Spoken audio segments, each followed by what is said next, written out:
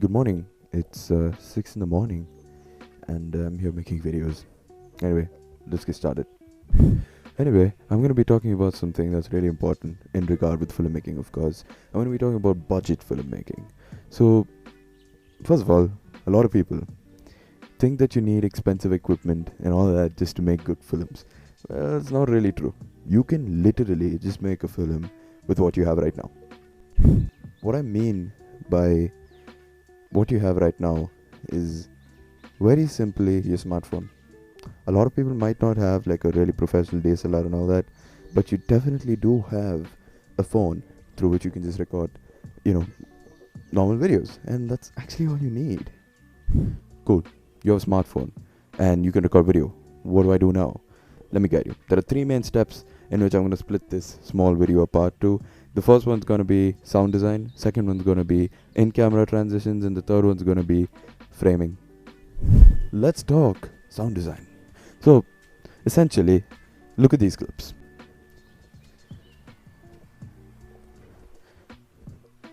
Saw them?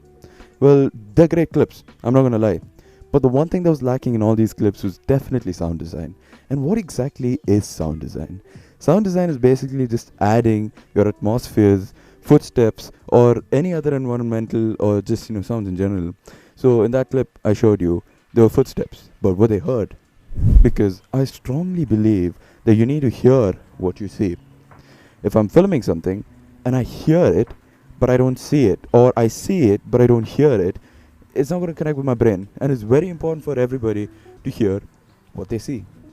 Look, I'm not telling that you need expensive mics or equipment to do this. All I'm telling is replace your audio. Once you edit your footage, go to YouTube and search down footsteps sounds, or sounds of wind, or sounds of rain if it takes place in such a place, and just add them instead of your original clip's audio. It's just going to make things a lot better. It gives that oomph to your footage. Alright, so sound design's up. What else do I need to know to make amazing films? Well, step 2 is really framing. So, in the visual right now, you're going to see something. It's like a bunch of lines on your screen, right? What exactly are these lines? So this is what we call in cinema the guide grid, or the rule of thirds. So basically, what it says is very simple. There are around 1, 2, 3, 4 lines, 4 major lines that are running across your screens. And these 4 lines dictate where you place your subject in the most aesthetic way. What do I mean? Let me get to it. So you can see the glass right here, right? And it's placed in somewhat to the corner of the right side of the screen. Can you see it? But why exactly? See, the rule of thirds basically says that when you're framing a subject or an object, it's most aesthetic when you frame it towards the left side, that is on this grid, towards the right side, or on this grid, right?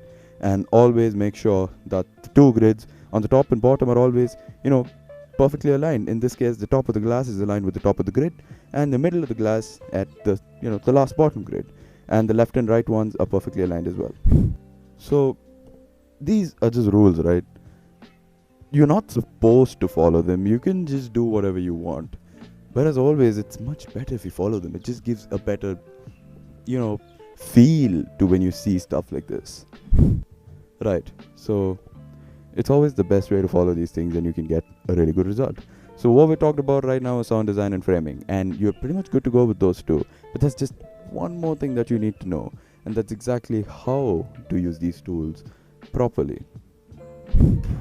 So, how exactly do I integrate these? Here comes the most important part.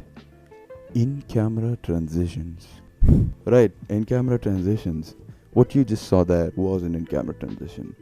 Basically, that's just moving your camera or your phone around at the end of each shot towards one side or the other, so you can end up to another place. See? It's not that hard. Only that these shots can be done in post-production. Wait, it's kind of overexposed here. Let me just shift. Yeah. Only that these shots have to be done in post-production. You have to do them in your editing software. Which also brings me to another point. You don't need to have golden editing software. You can do it within your smartphone. I have been against using your smartphone as a great piece of editing software, but it works. See, now if you have an iPhone, you have iMovie, which basically means you're all set for life. You can make amazing things with iMovie. But if you have an Android, well, there are certainly alternatives. Yeah. All in all, it's really easy. You don't need expensive equipment. You don't need this mic or this camera. In fact, I shot this whole thing with my mom's iPhone in the front facing selfie camera. Right? It doesn't matter. You don't have to be MKBHD every time. You just have to do things. And also note that I'm following the good rules of filmmaking right now. I'm framed towards the right side of the guide grid, and I'm using good audio quality and also some in-camera transitions. Basically, this video tells you exactly what you have to do to get decent content. Alright, so I think we can end the video right here. If you stuck around till the end, thank you so much. I'd be very happy to see if you learned something from this, if you use whatever I said. It would make me very happy. Also, thank you so much for watching the video, and let me know if I have to make more of this type of content, or just general whatever you want. Anyway, thanks a lot. Have a nice day. Stay safe. Peace out.